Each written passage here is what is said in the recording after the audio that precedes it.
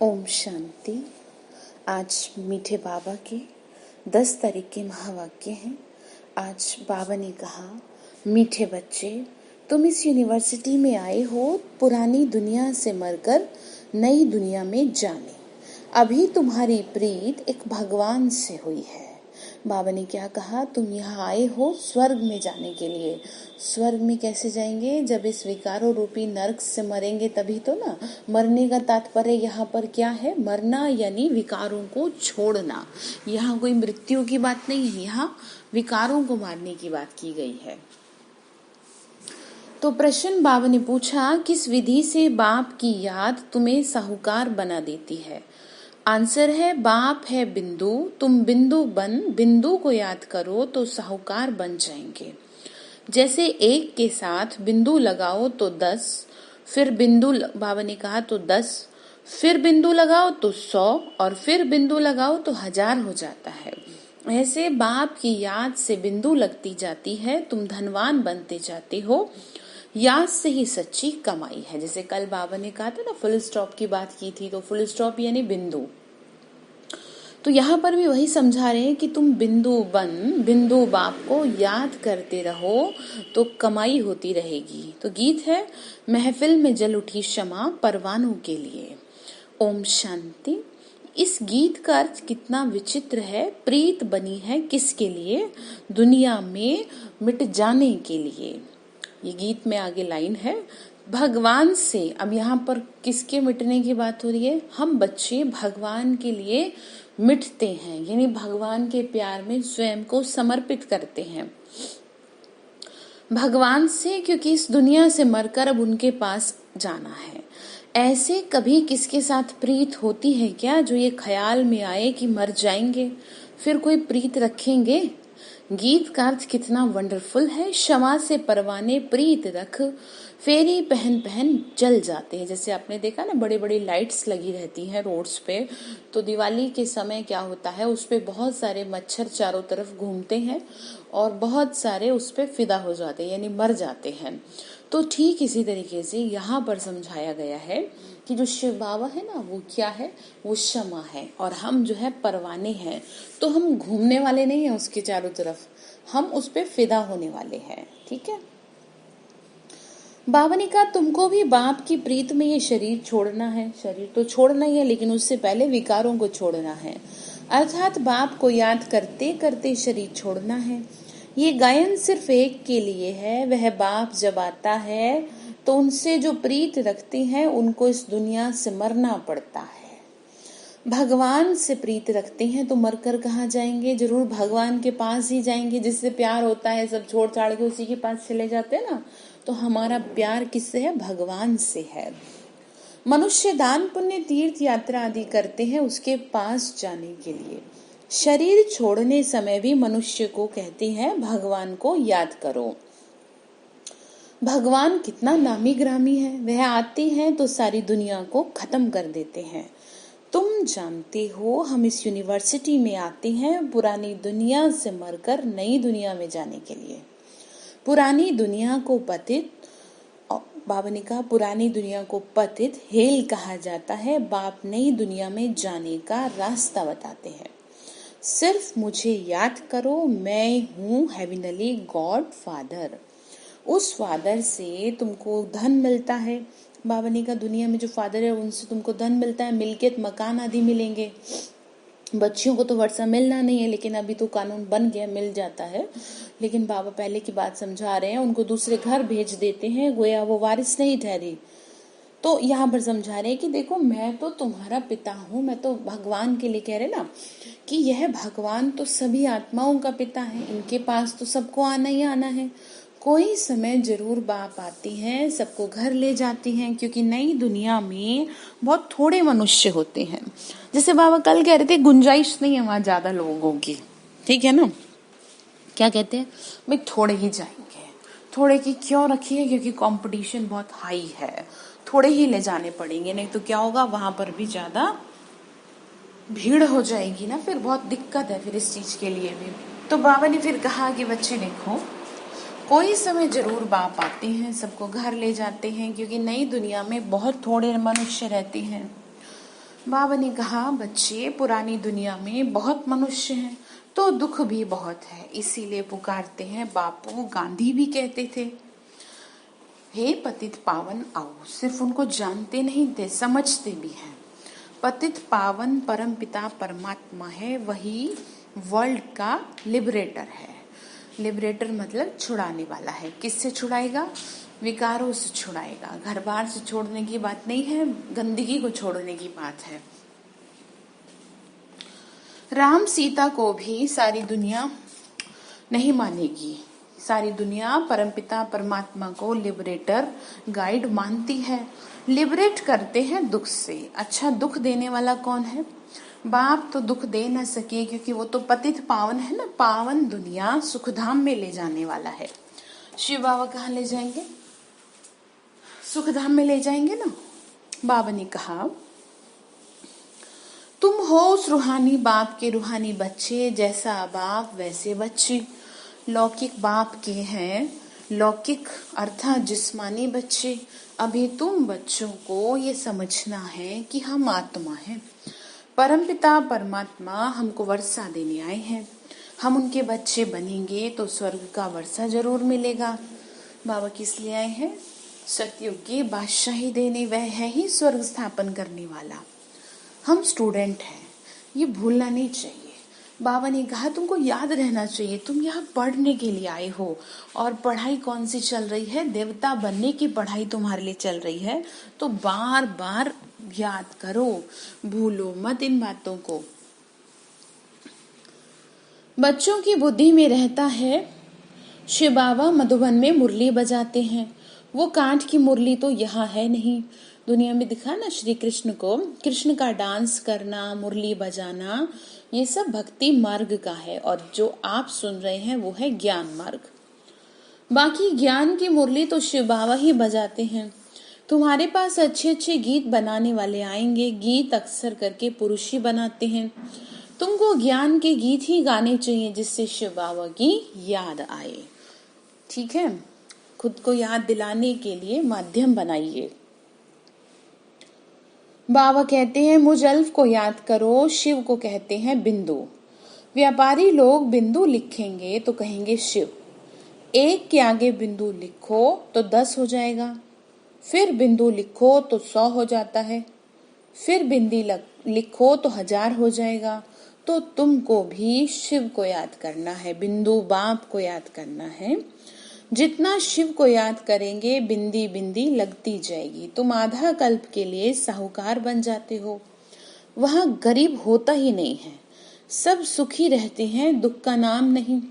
बाप की याद से विक्रम विनाश होते हैं। क्या कहा? बाप की याद से पाप कटते हैं, तुम बहुत धनवान बन जाते हो। इसको कहा जाता है सच्चे बाप द्वारा सच्ची कमाई। यही साथ चलेगी। मनुष्य सब खाली हाथ जाते हैं, तुमको तो भरतू हाथ जाना है। बाप को याद करना है। बाप ने समझाया है, प्योरिटी होगी तो पीस प्रॉस्पेरिटी मिलेगी। तुम आत्मा पहले प्योर थी, फिर क्या बनी हो? फिर इम्प्योर बनी हो। फिर कहा, सन्यासियों को भी सेमी प्योर कहेंगे। तुम्हारा है, क्यों कहेंगे? क्योंकि आधा जीवन उनका अपवित्र तो था ही। तो बाद में थोड़ा सा ये है कि भगवान की तलाश में निकल पड़े, तो इसीलिए कह रहे हैं। तो बाबा ने कहा, तुम्हारा है फुल सन्यास। अब यहाँ सन्यास किसका? यहाँ तो विकारों का सन्यास करा रहे ना। तुम्हारा है फुल सन्यास। तुम जानते हो वह कितना सुख तुम जानते हो वह कितना सुख लेते हैं। थोड़ा सुख है फिर तो दुखी है। आगे वो लोग सर्वव्यापी नहीं कहते थे। सर्वव्यापी कहने से गिरते जाते हैं। क्या कहा? सर्वव्यापी कहने से, यानी भगवान को ये कहने से कि वो सब में है, तो क्या हो जाता है? अपनी दुर्गति होती है। ठीक है, गिरते जाते हैं। क्या बार बार ये कह देते हैं ना कि भगवान तो सर्वव्यापी है। बाबा ने कहा, बच्चे देखो, दुनिया में अनेक प्रकार के मेले लगते हैं क्योंकि आमदनी तो होती है ना। ये भी उन्हों का धंधा है। कहते हैं धंधे सब में धूल बगैर धंधे नर से नारायण बनने के। ये धंधा कोई विरला करे। बाबा ने कहा ये भी तो धंधा है, अब नर से नारायण बनने का। अब कोई ही विरला करता है इनको। क्यों? क्योंकि बुद्धि की बात है ना, समझने की बात है। बाप का बनकर सब कुछ देह सहित बाप को दे देना, क्योंकि तुम चाहते हो नया शरीर मिले। बाबा कहते हैं तुम कृष्णपुरी में जा सकते हो, परंतु आत्मा जब तमो प्रधान से सतो प्रधान बने, कृष्णपुरी में ऐसे नहीं कहेंगे हमको पावन बनाओ। यहाँ सभी मनुष्य मात्र पुकारते हैं लिबरेट करो, पाप की दुनिया से लिबरेट करो, हमें छुड़ाओ। दुनिया में भक्ति मार्ग में दुनिया पुकारती आई है, हे भगवान दुख हरो, हमें सुख दो। मांगते हैं ना, तो बाबा कह रहे बच्चे मैं दुख हरने तो आया हूं तुम्हारे। अभी तुम जानते हो बाप आया है हमको अपने साथ ले जाने। वहां जाना तो अच्छा है ना, मनुष्य शांति चाहते हैं। अब शांति किसको कहते हैं?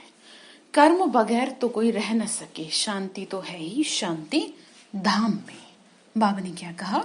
शांति यहाँ नहीं मिलेगी, वो तो शांति धाम में मिलेगी, जहां से तुम निकले थे वहीं पे पहुंचना है तुमको अब। फिर बोले देखो फिर भी शरीर लेकर कर्म तो करना ही है। सतयुग में कर्म करते हुए शांति रहती है, अशांति में मनुष्यों को दुख होता है। इसीलिए कहते हैं शांति कैसे मिले। अभी तुम बच्चे जानते हो शांति धाम तो हमारा घर है। सतयुग में शांति भी है तो सुख भी है, लेकिन उसको टाइटल दिया जाता है सुख धाम।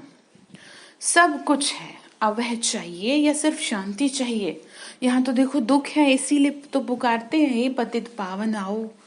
भक्ति करते हैं भगवान से मिलने के लिए। भक्ति भी पहले अव्यभिचारी और फिर व्यभिचारी होती है। व्यभिचारी भक्ति में देखो क्या क्या करते हैं। सीढ़ी में कितना अच्छा दिखाया हुआ है, परंतु पहले पहले तो सिद्ध करना चाहिए ना भगवान कौन है। सीढ़ी का जो चित्र है उसमें समझा रखा है श्री कृष्ण को ऐसा किसने बनाया, आगे जन्म में कौन था, समझाने की युक्ति चाहिए। जो अच्छी सर्विस करते हैं उनकी दिल भी गवाही देता है। शायद मतलब खुद को ये होता है ना कि हाँ बाबा की सेवा चलो अच्छे से हो गई, जो करते हैं अच्छे से। यूनिवर्सिटी में जो अच्छी रीति पढ़ेंगे वो जरूर दिखे जाएंगे, नंबरवार तो होते ही हैं, कोई डलहल भी होते हैं। शिव बाबा को आत्मा कहती है मेरी बुद्धि का ताला खोलो। बाबा कहते हैं बुद्धि का ताला खोलने के लिए तो आया हूँ। क्या कहना, देखो मैं तो आई इसीलिए हूँ, तुम खुलवाते ही नहीं। कैसे नहीं खुलवाते कि मैं बार बार तुमको कहता हूँ मुझे याद करो, तुम्हारी बुद्धि फिर बाहर जाती है, फिर कहता हूँ, फाइनली कोई बात नहीं तुम सुनते रहो, तो धीरे धीरे कह रहे हैं ताला तुम्हारा ना खुल ही जाएगा। ठीक है, तो ध्यान रखिएगा इन बातों का। बाबा ने कहा खोलने ही तो आया हूँ, परंतु तुम्हारे कर्म ऐसे हैं जो ताला खुलता ही नहीं है। फिर बाबा क्या करेंगे? बहुत पाप किए हुए हैं, अब बाबा उनको क्या करेंगे? टीचर को अगर स्टूडेंट कहे कि हम पढ़ते हैं तो टीचर क्या कहेंगे, क्या करेंगे? कि हम कम पढ़ते हैं तो टीचर क्या करेंगे? टीचर कोई कृपा तो नहीं कर देंगे, इस कृपा तो नहीं करेंगे करके उसके लिए एक्स्ट्रा टाइम रख देंगे। वह तो तुमको मना नहीं है। बाबा ने कहा पर कृपा थोड़ी होगी, ये ठीक है अलग से आपको पढ़ा दिया, प्रदर्शनी खुली पड़ी है, बैठकर प्रैक्टिस करो। भक्ति मार्ग में कोई कहेंगे माला फेरो, कोई कहेंगे ये मंत्र याद करो। यहाँ तो बाप अपना परिचय देते हैं, बाप को याद करो। जिससे वर्षा मिलता है तो अच्छी रीति बाप से पूरा वर्षा लेना चाहिए। इसमें भी बाबा कहते हैं विकार में कभी नहीं जाना। थोड़ी भी विकार की टेस्ट बैठी होगी तो वृद्धि हो जाएगी। सिगरेट आदि की भी एक बार की टेस्ट करते हैं तो संग का रंग झट लग जाता है, फिर आदत छोड़ना मुश्किल हो जाता है। बहाना कितना करते हैं, आदत कोई नहीं पड़नी चाहिए। बाबा ने कहा गलत आदतों से तुमको स्वयं को बचना है, नहीं तो फिर तुम खुद ही दुखी हो जाओगे जब उस कर्म की सजा प्राप्त होगी। तो बेहतर यही है कि अभी कर लो कुछ ना कुछ। छी आदतें तो भी मिटानी है। बाबा कहते हैं जीते जी शरीर का भान छोड़ मुझे याद करो। देवताओं को भोग हमेशा पवित्र का ही लगाया जाता है, तो तुम भी पवित्र भोजन खाओ। आजकल तो सच्चा घी मिलता नहीं, तेल खाते हैं। बाबा ने कहा वहां तेल आदि होता नहीं, तो वहां क्या होगा? फिर वहां होगा देसी घी। जो शब्द है ना कि घी दूध की नदियां बहेंगी। अब इसका मतलब ये नहीं कि वहां नदियों में बहेगा, इसका मतलब अनलिमिटेड होगा, जैसे तेल अनलिमिटेड है, ठीक है। तो इसी तरह से इतना अनलिमिटेड होगा। बाबा ने कहा तेल का यूज नहीं रखेंगे, देसी घी का यूज रखेंगे।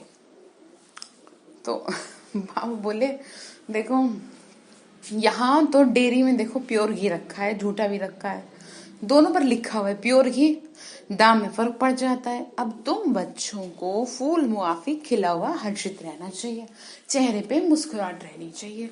भगवान आपको बैठ के पढ़ा रहे हैं, रोज रोज को पढ़ाते हैं, कितना खुशी से पढ़ना चाहिए, कितना प्यार कर रहे हैं। देखो स्वर्ग में तो नेचुरल ब्यूटी रहती है, वहां प्रकृति भी सतो प्रधान हो जाती है। लक्ष्मी नारायण जैसी नेचुरल ब्यूटी यहाँ कोई बना ना सके। बाबा ने कहा जैसे लक्ष्मी नारायण सुंदर है, ऐसा सुंदर नेचुरल कोई ऐसा आज तक नहीं है कि जो ऐसा रूप किसी का बना सके। वास्तव में सुंदरता तो वो अंदर से क्रिएट हुई है ना, तभी तो बाहर चेहरे पर निखर के आई है।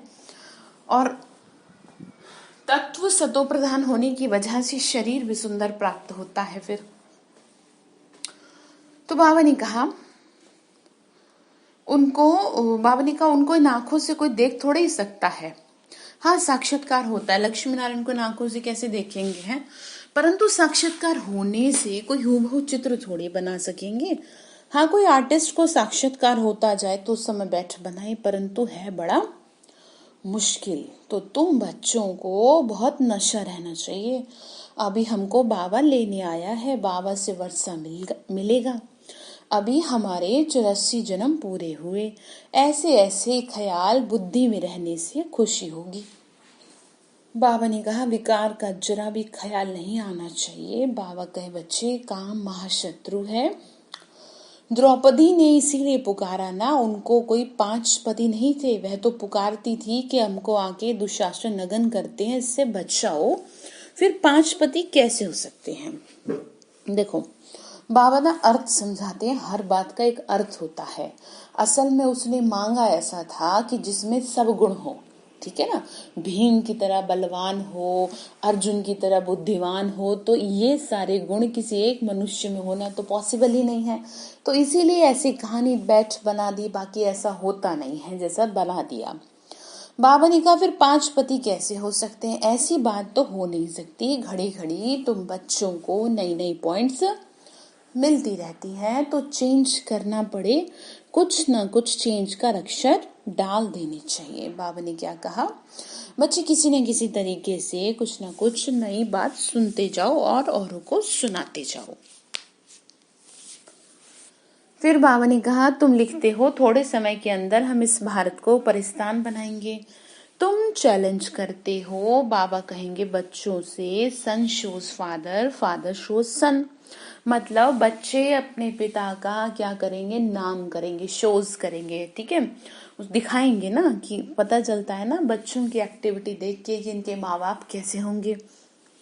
तो बाबा ने कहा शिव और शालिग्राम गायन इनका है, शिव बाबा जो समझाते हैं ना उस पर फॉलो करो। फॉलो फादर भी गायन उनका है। लौकिक फादर को फॉलो करने से तुम पतित बन जाते हो, ये तो फॉलो कराते हैं पावन बनाने के लिए, फर्क है ना। बाबा कहे मीठे बच्चों फॉलो कर पवित्र बनो, फॉलो करने से ही स्वर्ग के मालिक बनोगे। लौकिक बाप को फॉलो करने से 63 जन्म तुम सीढ़ी नीचे उतरे हो, अब बाप को फॉलो करने से ऊपर चढ़ जाओगे। तो बाप के साथ तुमको जाना है। क्या कहा, बाबा के साथ चलेंगे ना, लेकिन जब फॉलो करेंगे तभी तो। बाप कहते हैं यहाँ एक एक रतन लाखों रुपयों का है। ये जो मुरली आप सुन रहे हैं ना, ये इसकी कीमत लाखों करोड़ों जैसी है।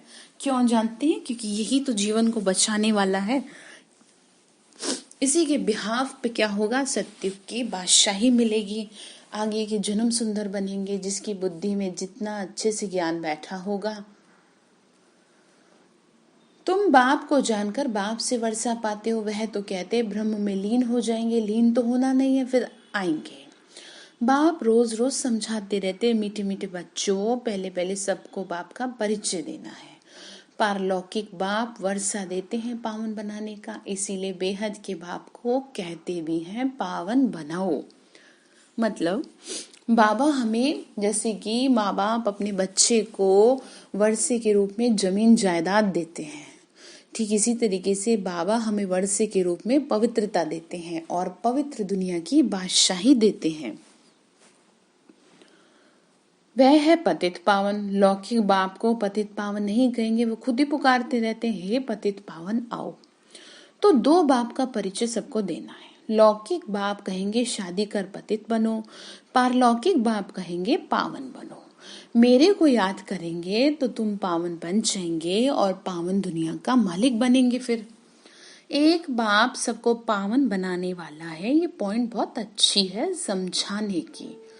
भिन्न भिन्न प्रकार की पॉइंट्स विचार सागर मंथन कर समझाते रहो। ये तुम्हारा ही धंधा है समझाने का। तुम ही हो पतितों को पावन बनाने वाले। क्या कहा? तुम ही हो मेरे सहयोगी। बाबा ने कहा जबकि विनाश सामने खड़ा है, अब क्या करना चाहिए? जरूर पारलौकिक बाप की मत पे चलना चाहिए। ये प्रतिज्ञा लिखनी चाहिए प्रदर्शनी में। पारलौकिक फादर को फॉलो करेंगे, पतित बनना छोड़ेंगे। लिखो, बाप से गारंटी लेते हैं, सारी बात है प्योरिटी की। तुम बच्चों को दिन रात खुशी होनी चाहिए, बाप हमको स्वर्ग का वर्षा दे रहे हैं। अल्फ और बे यानी अल्फ यानी अल्लाह, बे यानी उसकी बादशाही। बाबा ने कहा तुम समझते हो ना, शिव जयंती माना ही भारत के स्वर्ग की जयंती। गीता ही सर्वशास्त्र शिरोमणि है, गीता माता। श्री कृष्ण की जो माता है वो है गीता और पिता कौन है? शिव बाबा। तो बाप से वर्षा मिलेगा ना, पारलौकिक बाप से पावन बनने का वर्षा मिलता है। अच्छा, मीठे मीठे सिक्की लदे बच्चों प्रति माता पिता बाप दादा का याद प्यार और गुड मॉर्निंग। रूहानी बाप की रूहानी बच्चों को नमस्ते। हम रूहानी बच्चों की रूहानी माता पिता बाप दादा को नमस्ते। नमस्ते बाबा, शुक्रिया बाबा, शुक्रिया। तो धारणा के लिए मुख्य सार है, हम गॉडली स्टूडेंट हैं, यह सदैव स्मृति में रखना है। पढ़ने वाले बच्चे हैं, भगवान की पाठशाला में, भगवान के विश्वविद्यालय में एडमिशन लिए हो तो देवता बन के निकलोगे। अब ध्यान रखो, कोई भी अच्छी आदत नहीं डालनी है, उन्हें मिटाना है। विकार का जरा भी ख्याल नहीं आना चाहिए। दूसरी पॉइंट है, जीते जी शरीर का भान भूल कर बाप को याद करना है। भिन्न भिन्न पॉइंट्स विचार सागर मंथन कर पतितों को पावन बनाने की सेवा करनी है, पतितों को पावन बनाने का धंधा करना है।